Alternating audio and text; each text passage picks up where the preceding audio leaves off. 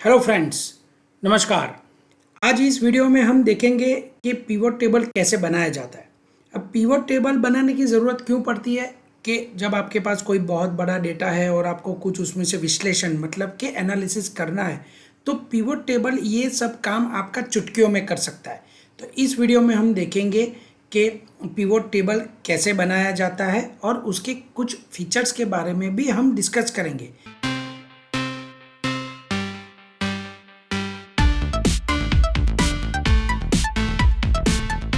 So friends, मेरे सामने एक एक्सेल शीट ओपन है जिसमें मोर देन 400 रोज का कुछ डेटा है और ये डेटा जो एक पूरा सेलिंग का एक डेटा है। ठीक है, इसमें मल्टीपल आइटम्स जो प्रोडक्ट है वो प्रोडक्ट का multiple zones and customer segment के हिसाब से जो सेलिंग होता है उसका मैन्युफैक्चरिंग प्राइस, सेल प्राइस, उसका कितना यूनिट सोल्ड हुआ है, उसका प्रॉफिट एंड कौन से मंथ का सेल है और ईयर वगैरह डिटेल्स है। अभी मान लो इतने बड़े डेटा में से अगर मैं आपको पूछूं कि भाई मेरे को जोन वाइज या तो कस्टमर सेगमेंट वाइज मेरे को कितना प्रॉफिट हुआ है, ठीक है, तो आपको क्या करना पड़ेगा, या तो आप समी फंक्शन का यूज़ करो और मल्टीपल फंक्शंस का यूज़ करके आप वो डेटा निकाल सकते हैं। वो ही काम आप पिवट टेबल से बहुत ही आसानी से और चुटकियों में कर सकते हैं। अब पिवट टेबल बनाने के लिए आप क्या करोगे, ये जो आपका पूरा रेंज है कहीं पे भी आप एक क्लिक कर लो, इंसर्ट मेनू में जाके आपको पिवट टेबल पे क्लिक करना है। जैसे ही आप पिवट टेबल पे क्लिक करोगे आपके सामने एक क्रिएट पिवट टेबल का एक जो विंडो है वो ओपन हो जाएगा। वहाँ पे आप देखोगे कि सिलेक्ट टेबल और रेंज में उसने ऑटोमेटिकली मेरा जितना भी डेटा था वो रेंज सिलेक्ट कर लिया है। अगर आप जो पूरा डेटा है उसमें से कोई पर्टिकुलर कॉलम या पर्टिकुलर रो को लेके ही आप उसका पिवट टेबल बनाना चाहते हो तो आप उस हिसाब से आप डेटा सिलेक्ट कर सकते हो। उसके बाद यहाँ पे दो ऑप्शन है, new worksheet and existing worksheet. यहाँ पे दो ऑप्शन है, मतलब कि मेरे को पिवट टेबल जो भी मेरा डेटा आएगा वो नए वर्कशीट में चाहिए या एग्जिस्टिंग वर्कशीट में चाहिए।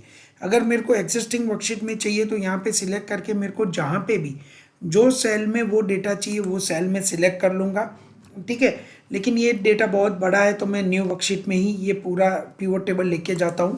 तो मैं न्यू वर्कशीट सिलेक्ट करता हूँ और ओके करता हूँ। तो जैसे ही आप ओके करोगे तो आप देखोगे कि यहाँ पे मेरा एक नया शीट ओपन हो गया है और यहाँ पे पिवट टेबल का जो फील्ड्स वगैरह है वो डेटा ओपन हो गया है। अब पिवट टेबल फील्ड्स में यहाँ पे आप देखोगे तो यहाँ पे आप कुछ क्लिक नहीं कर सकते और ना ही ऐड कर सकते हो। वो डेटा ऐड करने के लिए आपको पिवट टेबल फील्ड्स में जाना पड़ेगा। यहाँ पे चार ऑप्शन है, filter, column, rows and values. और यहाँ पे ऊपर आप देखोगे तो आपके जितने भी हेडर है, जितना भी आपका डेटा है उसमें जितने भी हेडर है वो हेडर का फील्ड जो है वो यहाँ पे आपके सामने आ जाता है, जैसे कि जोन हो गया, प्रोडक्ट हो गया या सेल प्राइस हो गया वगैरह। अभी आपको जो डेटा है उसमें से क्या बनाना है वो उस हिसाब से आपको डेटा अरेंज करना है। लेकिन उससे पहले मैं एक चीज़ आपको बताना चाहता हूँ, जैसे कि फील्ड का जो आपके सामने जो डिस्प्ले आ रहा है वो डिस्प्ले को आप डिफरेंट तरह से सेट कर सकते हैं। यहाँ पे टूल्स में जाके सपोज मेरे को इस तरह से चाहिए कि फील्ड पूरे मेरे को दिखे, बहुत ज़्यादा फील्ड है तो मैं ये जो फॉर्मेट है उसका यूज़ कर सकता हूँ कि यहाँ पे मेरा फील्ड आ जाए और बाजू में फिल्टर्स, रोज, कॉलम्स वगैरह वैल्यू आ जाए, ठीक है। उस हिसाब से या फील्ड सिलेक्शन या एरिया सिलेक्शन, वो जो भी मेरे को जिस हिसाब से काम करना है वो मैं ले सकता हूँ। बाय डिफ़ॉल्ट जो आता है मैं उसको सिलेक्ट कर लेता हूँ। उसके बाद मान लो कि जैसे मैंने बोला आपको कि भाई मेरे को जोन वाइज सिंपल प्रॉफिट चाहिए कि भाई कितना प्रॉफिट कौन से जोन से आया है, तो मैं क्या करता हूँ, जोन को सिलेक्ट करता हूँ और यहाँ पे ड्रैग करता हूँ। लेकिन ड्रैग करने से पहले हम समझते हैं ये चारों का ऑप्शन का मतलब क्या है। तो सबसे पहले है रोज, मतलब कि आपको जो कोई भी डेटा रो में चाहिए, मतलब लेफ्ट टू राइट चाहिए, वो फील्ड आपको रोज में रखना है। जो डेटा आपको टॉप टू बॉटम मतलब कि कॉलम में चाहिए तो वो आपको कॉलम में रखना है। और जो भी आपकी न्यूमेरिकल वैल्यू मतलब कि जो भी डेटा आपका रहेगा जिस पे कैलकुलेशन हो सकता है, वो पूरे का पूरा जो डेटा है वो डेटा वो फील्ड वो आपको वैल्यूज़ के अंदर आपको प्लेस करना है। जैसे कि मेरे को यहाँ पे चाहिए जोन वाइज सिंपल प्रॉफिट चाहिए मेरे को, तो मैं क्या करता हूँ, जोन को यहाँ पे रो में ले लेता हूँ। तो आप देखोगे कि यहाँ पे रो में मेरा डेटा आ गया। अगर इसको मेरे को कॉलम वाइज चाहिए तो मैं यहाँ पे कॉलम में उसको शिफ्ट कर सकता हूँ, तो वो कॉलम वाइज आ जाएगा, ठीक है। मैं अभी उसको रो में ले लेता हूँ। उसके बाद मेरे को चाहिए प्रॉफिट, तो मैं यहाँ से सिंपल प्रॉफिट, अभी न्यूमेरिक वैल्यू है तो उसको मैं वैल्यूज़ में प्लेस कर देता हूँ। तो आप देखिए कि चुटकियों में मेरे सामने टोटल डेटा आ गया कि भाई मेरे को ईस्ट में कितना प्रॉफिट हुआ है, नॉर्थ में कितना हुआ है, साउथ में और वेस्ट में। ठीक है, यही चीज़ अगर आपको नॉर्मल शीट में करना है तो आपको काफ़ी सारे मल्टीपल फंक्शंस यूज़ करके या मल्टीपल टाइम यूज़ करके आपको करना पड़ता। ठीक है, तो ये बहुत ही सिंपल है, आप इस तरह से पिवट टेबल बना सकते हैं।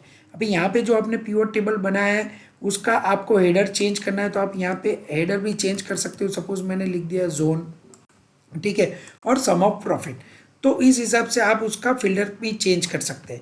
अगर आपका कोई बड़ा पिवट टेबल है तो यहाँ पे आप पिवट टेबल फील्ड्स को बंद करके पूरा डेटा भी देख सकते हैं।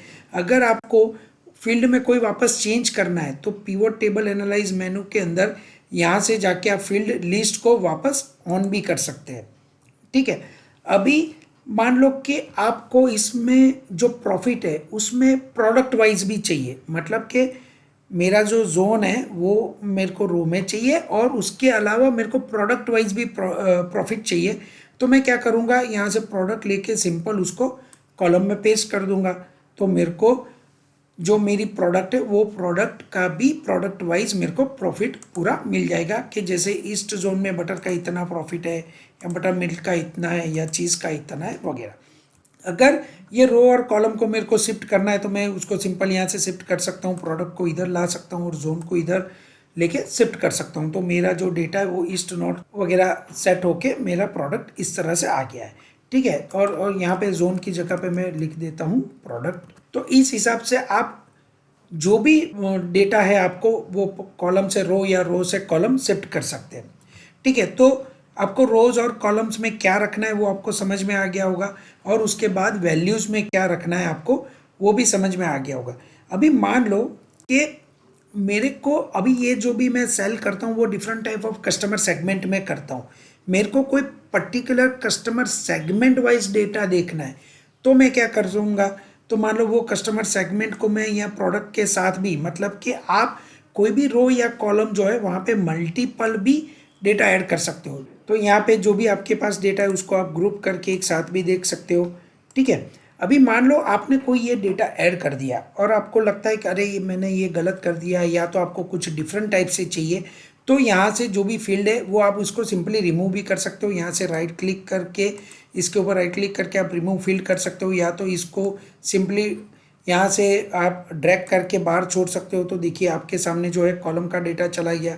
ठीक है, यहाँ पे सपोज मेरे को कस्टमर सेगमेंट भी नहीं चाहिए तो वो भी मैंने निकाल दिया। अभी ये जो कॉलम में मैंने डेटा रखा था वो मैं वापस ला ना चाहूँ तो मैं वापस ला सकता हूँ, या तो उसको फिल्टर में चाहिए तो फिल्टर में रख सकता हूँ। अभी फिल्टर का ऑप्शन क्या है, जैसे कि मैं यहाँ पे ये जोन को जो है वो मैं फिल्टर में डाल देता हूँ।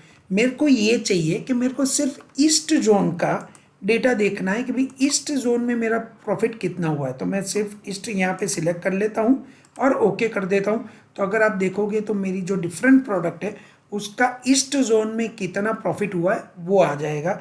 इसी तरह से मैं कोई भी जो मेरा जोन है वो सिलेक्ट कर सकता हूँ। अगर मेरे को मल्टीपल जोन सिलेक्ट करने हैं तो मैं यहाँ से सिलेक्ट मल्टीपल करके, मान लो कि मैं सपोज ईस्ट और वेस्ट सिलेक्ट करता हूँ तो मेरा ईस्ट और वेस्ट का कंबाइन होके मेरा प्रॉफिट कितना है वो मैं चेक कर सकता हूँ। तो इस तरह से कंबाइन करके भी ईस्ट और वेस्ट जोन का मैं टोटल प्रॉफिट देख सकता हूँ। ठीक है, तो इस तरह से ये फिल्टर आप कोई भी फील्ड का फिल्टर में ऐड करके आपको फिल्टराइज कर सकते हैं। मैं सपोज अभी इसको रिमूव कर देता हूँ।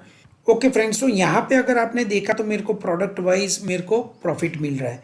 अभी इसको भी मैं ये फील्ड को पर्टिकुलरली चेंज कर सकता हूँ। अगर ये फील्ड पे आप क्लिक करोगे तो यहाँ पे आप देखोगे तो बहुत सारे ऑप्शंस आते हैं, जैसे कि मेरे को यहाँ पे इसको सॉर्टिंग करना है, लाइक कि भाई स्मॉलेस्ट टू लार्जेस्ट या लार्जेस्ट टू स्मॉलेस्ट करना है, तो उस हिसाब से मैं कर सकता हूँ कि भाई सपोज मैं स्मॉलेस्ट टू लार्जेस्ट कर देता हूँ तो सबसे कम प्रॉफिट जिसका है वो ऊपर आ जाएगा और लार्जेस्ट नीचे आ जाएगा। ठीक है, इसके अलावा मान लो कि मेरे को ये जो वैल्यू है वो मेरे को सम नहीं चाहिए। ठीक है, मेरे को उसको वैल्यू जो है मेरे को परसेंटेज के हिसाब से दिखाना है कि ये मेरा जो टोटल प्रॉफिट है वो टोटल प्रॉफिट में कोई पर्टिकुलर प्रोडक्ट का कितना परसेंटेज है। तो उसके लिए मैं क्या करूँगा, इसको सिंपल क्लिक करके show value as percentage of grand total कर देता हूँ। तो आप देखोगे कि मेरे को जो 100% मेरा जो प्रॉफिट है, वो प्रॉफिट में से सपोज बटर मिल्क का कितना प्रॉफिट आ रहा है, तो 2.95% आ रहा है। पीनट बटर से कितना आ रहा है, तो 36.13%, मतलब ओवरऑल जो मेरा प्रॉफिट है उसमें से पीनट बटर का जो एवरेज प्रॉफिट है वो 36% है। तो उस हिसाब से आप यहाँ पे बहुत सारे ऑप्शन है कि भी आप अपने जो वैल्यू है वो किस तरह से दिखाना चाहते हैं वो आप यहाँ पे सिलेक्ट कर सकते हैं, और उसको भी लार्जेस्ट या स्मॉलेस्ट के हिसाब से आप सेट कर सकते हैं।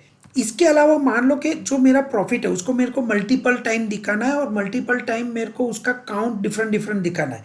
सपोज मैं यहाँ पे और एक कॉलम ऐड कर देता हूँ, सॉरी, एक और फील्ड में ऐड कर देता हूँ मेरा जो प्रॉफिट है उसको, और प्रॉफिट को यहाँ पे मैं न्यूमरिक है तो वैल्यूज़ में ले लेता हूँ, तो मेरा 2 हो गया। यहाँ पे मैं सपोज सम ऑफ प्रॉफिट दिखाता हूँ, और यहाँ पे मैं दिखाता हूँ प्रॉफिट परसेंटेज, ठीक है। और इसको यहाँ पे शो वैल्यू एज मैं परसेंटेज ऑफ ग्रांड टोटल कर देता हूँ, ठीक है। तो यहाँ पे मेरे को एक ही साथ में एक ही जो फील्ड है उसको मल्टीपल टाइम अलग अलग तरीके से दिखा सकता हूँ। सो मान लो कि मैंने इसको प्रॉफिट परसेंटेज भी दिखाया, अभी इसको मैं रैंकिंग भी देना चाहता हूँ, मतलब प्रॉफिट के हिसाब से, तो मैं और एक बार जो मेरा प्रॉफिट है वो ऐड कर देता हूँ। सपोज मैं यहाँ फर्स्ट पे ऐड कर देता हूँ, ओके।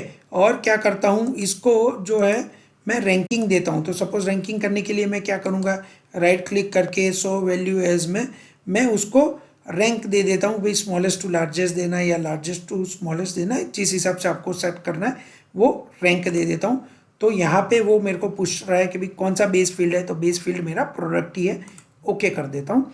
तो यहाँ पे आप देखिए कि 1 2 3 4 5 6 करके उसने रैंकिंग भी दे गया, मतलब कि मैंने स्मॉलेस्ट टू लार्जेस्ट, मतलब स्मॉलेस्ट का रैंक क्या था, तो 1 था। अभी यही चीज़ मेरे को रिवर्स ऑर्डर में करनी है, मतलब कि मेरे को लार्जेस्ट टू स्मॉलेस्ट, मतलब सबसे ज़्यादा जो प्रॉफिट है उसको 1 नंबर देना है, और सबसे कम नंबर है उसको लास्ट नंबर देना है। तो लार्जेस्ट टू स्मॉलेस्ट कर देता हूँ मैं, ओके। तो यहाँ पे आप देखोगे कि भाई सबसे ज़्यादा मेरा पीनट बटर से प्रॉफिट आ रहा है, तो उसको मैंने 1 नंबर दे दिया, और बाकी का जो है वो 1 2 3 4 5 6 के हिसाब से सेट कर दिया। ओके फ्रेंड्स, मान लो आपने पिवट टेबल बना दिया, और उसके बाद आपका जो ओरिजिनल सोर्स डेटा है उसमें आपने कुछ चेंजेस किया, ठीक है। तो वो चेंजेस करने के बाद सपोज मैं एक एग्जांपल ही क्या करता हूँ, नॉर्थ में सपोज ये पनीर का जो अप्रैल का डेटा है उसको मैं डिलीट कर देता हूँ, ठीक है। जो 11,000 समथिंग जो वैल्यू है उसको मैं डिलीट कर देता हूँ, ओके। लेकिन यहाँ पे अगर मैं देखता हूँ तो मेरा कोई डेटा में चेंजेस नहीं होता है, ठीक है। वो डेटा चेंजेस करने के लिए आपको क्या करना पड़ेगा, राइट क्लिक करके यहाँ पे रिफ्रेश आप क्लिक कर सकते हैं, या तो पिवट टेबल में जाके भी आप यहाँ से रिफ्रेश कर सकते हैं। सपोज मैं इसको रिफ्रेश करता हूँ तो आप ये देखोगे कि जो मेरा टोटल प्रॉफिट है वो डेटा पूरा चेंज हो जाएगा। देखिए, तो यहाँ पे 11,000 करके जो वैल्यू था वो मेरा कम हो गया, ठीक है। और उस हिसाब से जो मेरा प्रॉफिट मार्जिन भी जो है वो एडजस्ट हो जाएगा, ठीक है। तो इस हिसाब से आप पिवट टेबल बनाने के बाद उसको चेंज भी कर सकते हैं। सपोज़ यहाँ पे मैं ज़्यादा जो मेरा एक्स्ट्रा कॉलम एक बार मैं रिमूव कर देता हूँ, सपोज सम ऑफ प्रॉफिट मैं रिमूव कर देता हूँ, और लाइक ये रैंक को भी मैं रिमूव कर देता हूँ। अभी मान लो कि मेरे पास ये 2 ही कॉलम है और मेरे को चार्ट इंस्टॉल करना है, तो मैं यहाँ से ही डायरेक्टली पिवट टेबल एनालाइज में जाके पिवट चार्ट भी ऐड कर सकता हूँ। तो मैं कोई भी एक जो चार्ट है वो एक सिलेक्ट कर लेता हूँ। तो इस हिसाब से आप अपना परसेंटेज का या जो भी आपने डेटा रखा है उस हिसाब से आप चार्ट भी सेट कर सकते हैं। तो है ना दोस्तों, कमाल कि पिवट टेबल से आप बहुत ही इजीली आप अपना डेटा पे एनालिसिस कर सकते हो, और उस हिसाब से आप अपना डेटा पे काम कर सकते हो, ठीक है। अभी मान लो कि अभी तो मैंने डिलीट किया था डेटा, अभी मैं चार्ट को सपोज मान लो मैं डिलीट कर देता हूँ, और सपोज मैंने कोई डेटा ऐड किया है, ओके। और अगर कोई मैं डेटा ऐड करता हूँ, मान लो मैं लास्ट में चला जाता हूँ कॉलम में, और सपोज मैं कोई एक डेटा ऐड कर देता हूँ, सपोज एपीओ से मैंने